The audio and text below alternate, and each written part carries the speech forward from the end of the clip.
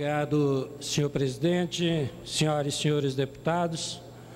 Senhor presidente, há 4 anos atrás, quando cheguei a esta casa, eu apresentei um projeto de emenda à Constituição que recebeu o número 117. E apensou-se diversas outras propostas de emenda à Constituição ao longo do tempo a esta proposta.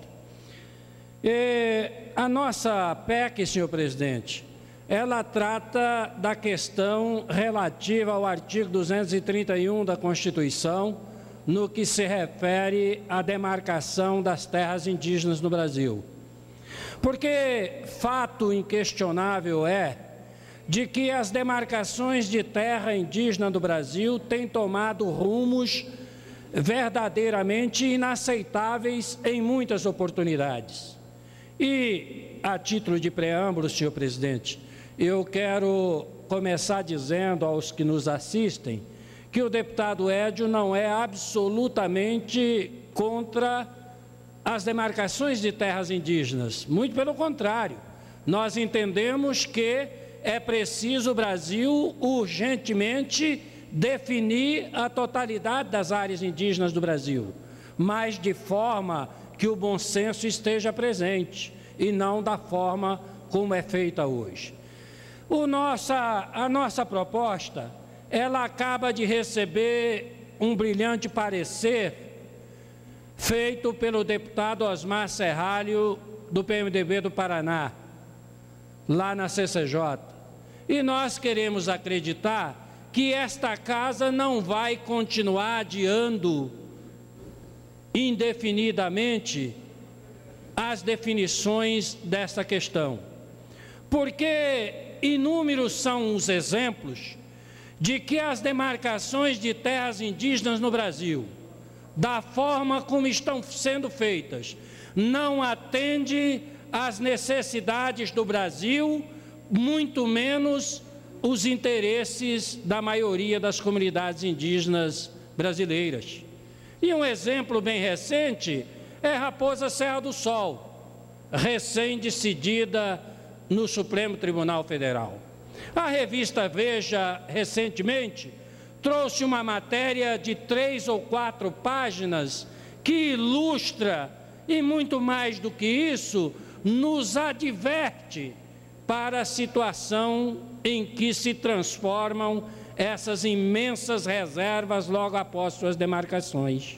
Pois bem, lá em Roraima, indígenas que viviam dentro daquela região, e eu cito aqui o exemplo da Índia Coema, casada com um nordestino, senhor presidente, com 8 filhos, a FUNAI entendeu que ela não poderia continuar dentro da reserva Raposa Serra do Sol, a menos que o seu esposo e, quem sabe, os filhos saíssem de dentro da reserva. E aquela indígena, nascida e criada naquela região, pegou quase 200 reses que ela possuía com seu marido e foi para a Terra do Branco, foi para a capital. Não passaram 2 anos, presidente. Aquela família hoje não tem mais uma cabeça de gado. Aquela família hoje mora em cima do lixão da capital Boa Vista, em um barraco feito com restos de construção, e vive de catar lixo. Então isso prova que as demarcações, da forma como elas estão sendo feitas no Brasil, não atendem às necessidades do país, muito menos dos indígenas. E há alguns exemplos absurdos. Em Santa Catarina, tem uma reserva indígena sendo demarcada no oeste do estado, em uma região que há décadas não se ouvia falar em índio, nem descendentes. Tal a miscigenação que ocorrera ao longo dos últimos séculos. E a FUNAI, com seus antropólogos, entendeu que ali havia vestígios indígenas. Pior ainda, a FUNAI ou as ONGs que proliferam ao redor daquela instituição trouxeram algumas famílias indígenas do Paraguai que não falavam à época bom dia em português e lá instalaram. O Paraná hoje, neste momento, a FUNAI está buscando demarcar quase 20 mil hectares em uma área densamente povoada, 100% de pequenos agricultores, e nesta área há mais de 50 anos, presidente, não se vê falar, não se tem notícia de um único rastro de um ser humano indígena. Então alguma coisa está errada. Raposa Serra do Sol, no laudo, no grupo de trabalho que se criou em 1972, em 1982, há um cidadão, um professor da USP, que consta no laudo da FUNAI, no grupo de trabalho da FUNAI, como o técnico em economia que elaborou o parecer do ponto de vista econômico da futura reserva Raposa Serra do Sol e dos efeitos da demarcação sobre o resto do Estado. Está lá nos autos, só o Supremo não quis ver. E eis que quando começa a se investigar essa questão, este grande professor da USP disse em juízo: eu nunca fui em Roraima.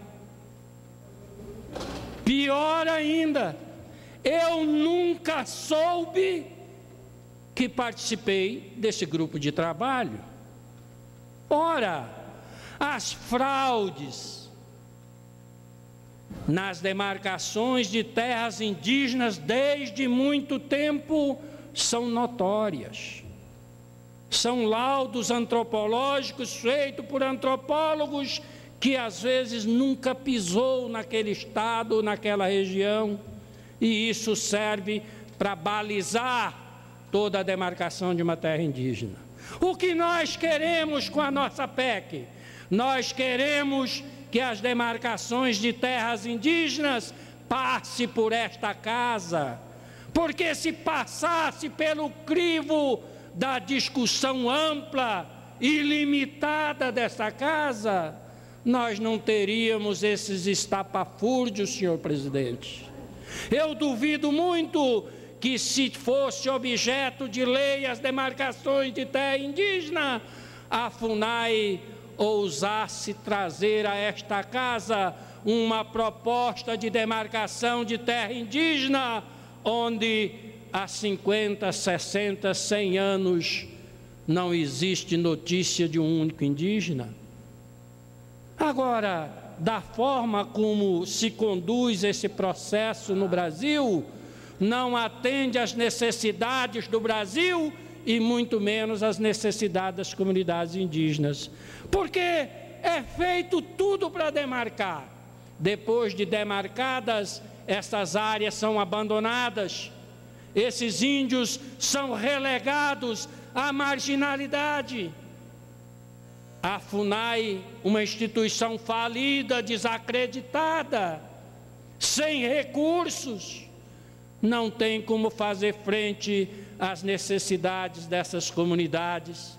E os estados e municípios, às vezes mesmo querendo, não podem, porque às vezes, senhor presidente, e na maioria das vezes na Amazônia, um gringo que não sabe falar português chega em Boa Vista e 2 horas depois está descendo numa pista dentro da área Yanomami.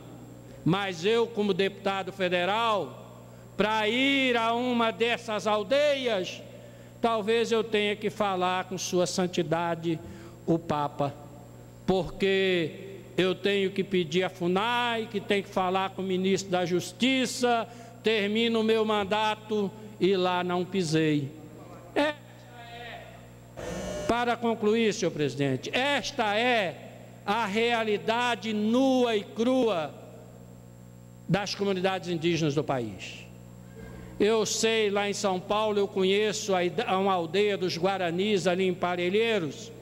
Lá são 26 hectares de terra, uma chácara, e lá vivem quase 500 indígenas, passando fome, doentes, dentro da grande São Paulo. Por que esses defensores dessas áreas extraordinariamente grandes na Amazônia e em outros estados não vai lá para a rica São Paulo dizer que aqueles 500 índios guaranis precisam de 10, de 20 ou de 1 milhão de hectares de terra? Porque lá tem peso político.